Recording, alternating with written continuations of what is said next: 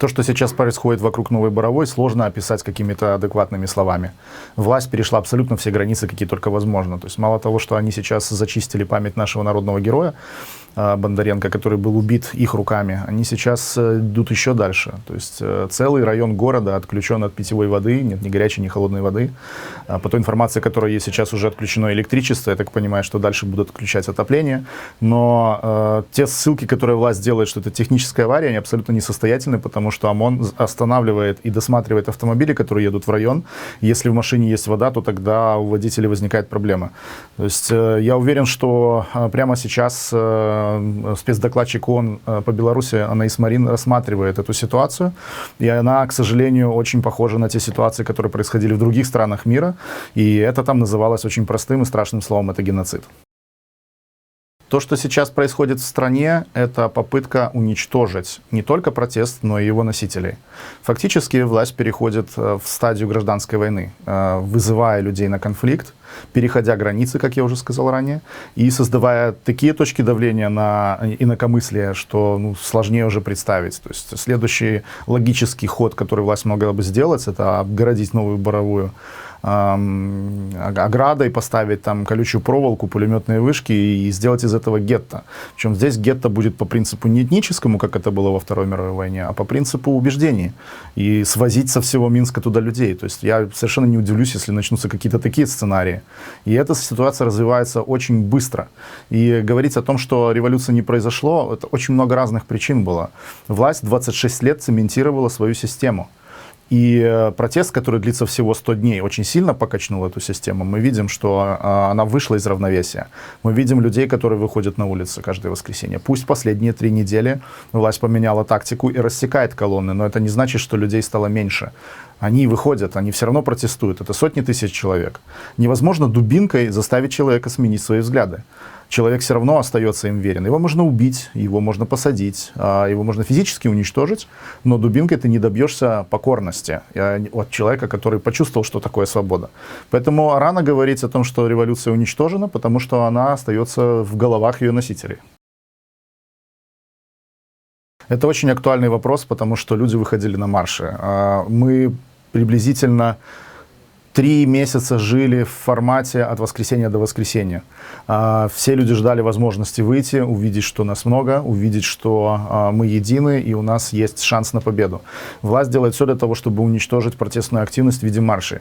Будут марши успешными или не будут, сейчас сказать сложно, однако нужно уже сейчас готовиться к тому, чтобы менять формат этой активности. И активность должна развиваться по принципу низовых структур. Проще всего объяснить это на примере. Вы живете в доме, у вас на лестничной площадке есть соседи. Начните с того, чтобы узнать, кто эти ваши соседи, если вы еще с ними не знакомы, какие у них взгляды. И таким образом составите карту своих сторонников, карту своих союзников. Если вам придется забегать в дом, спасаясь от преследования ОМОНовцев, вы будете знать, что вы можете попасть в любую квартиру из тех, где вас будут ждать. И это очень важно, потому что вы тогда начинаете контролировать пространство вокруг себя. Вы знаете, кто есть кто. И такими малыми шагами вы начинаете формировать пространство вокруг себя. Есть большая возможность работать с этими низовыми инициативами. Вы можете вместе со своими соседями придумывать действия, которые вы можете делать. Помните о том, что каждый вывешенный флаг, каждая вывешенная ленточка отъедает кусок ресурса у лукашистской системы. Они вынуждены посылать туда ОМОН, ЖКХ, еще кого-то для того, чтобы снимать, уничтожать все, что вы делаете, замазывать наши флаги и прочее. И каждый такой поступок на местах, он приближает крах системы по той причине, что создает постоянную напряженность. И для власти это очень чувствительно, и она старается подавить именно это. И именно поэтому для нее важно зачистить пространство от наших визуальных символов. И поэтому важно нам самим сохранить их в этом визуальном пространстве. Горизонтальные структуры, о которых я сказал, они идеально подходят для того, чтобы перейти к подпольной борьбе. У нас с вами богатый опыт, к сожалению. Я думаю, что многие знают, тут в ленте сегодня в Фейсбуке тоже прочитал об этом, что Минск стал городом-героем не потому, что он героически сопротивлялся захватчикам в начале войны, а потому что он создал подпольную систему, которая сделала жизнь оккупанту немыслимой. стоимость оккупации стала настолько высока, что это стало невыгодно оккупанту. Мы сейчас живем, по сути, в оккупированной стране, в оккупированном городе. И каждый из нас может сделать что-то для того, чтобы стоимость нашей оккупации была настолько высока, что власть вынуждена была бы пойти на диалог, на то, чтобы выполнить наши требования.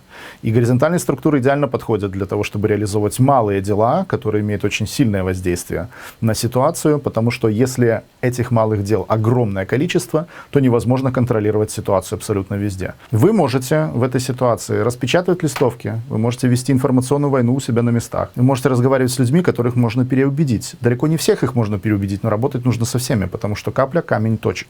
Кроме того, мы сейчас разрабатываем пошаговые алгоритмы, которые можно применять в разных условиях, в разных ситуациях. В условиях, когда вы в меньшинстве, в условиях, когда вы в большинстве в своем локальном сообществе, в своем дворе. И мы будем их размещать на сайте фонда BuySol. Их можно будет смотреть и использовать, передавать своим друзьям и коллегам для того, чтобы они тоже их внедряли. Для того, чтобы не пропустить их, нужно обязательно подписаться на наши площадки в Инстаграме, Телеграме и Фейсбуке и отслеживать нашу новую информацию, потому что мы постоянно подыскиваем подходящие для белорусских реалий варианты. Для этого у нас есть опыт Польши, в первую очередь, которая 10 лет сражалась с режимом Ярузельского, в итоге победила. Надеюсь, что у нас будет быстрее. Это опыт, к сожалению, наших дедов, которые были подпольщиками, которые тоже, к сожалению, нам, скорее всего, придется использовать, несмотря на то, что он достаточно драматичный. Вот. Ну и мы постоянно мониторим и исследуем передовые практики других стран, которые сейчас, в которых сейчас идут протесты, и будем их внедрять. Поэтому шансов на то, что у нас все удастся, намного больше, чем кажется, когда мы опускаем руки. Руки опускать не нужно, нужно действовать там, где вы находитесь. Наша сила в том, что нас много. И каждый из нас является единицей, которая нацелена на борьбу, нацелена на победу. У власти такого нет.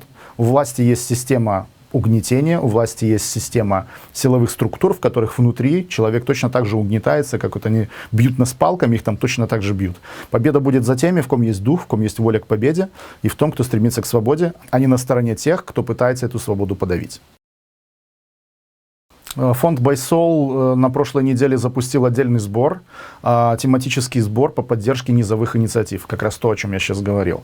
Каждый из вас, сформировав небольшую группу, это может быть и 5, и 10, и 20 человек, которые объединены одной целью на какой-то территории, вы можете прислать свою идею ваших действий, основываясь на тех подходах, которые мы будем публиковать, либо вы сами можете придумать какую-то там активность, которую вы хотите делать у себя во дворе или на улице.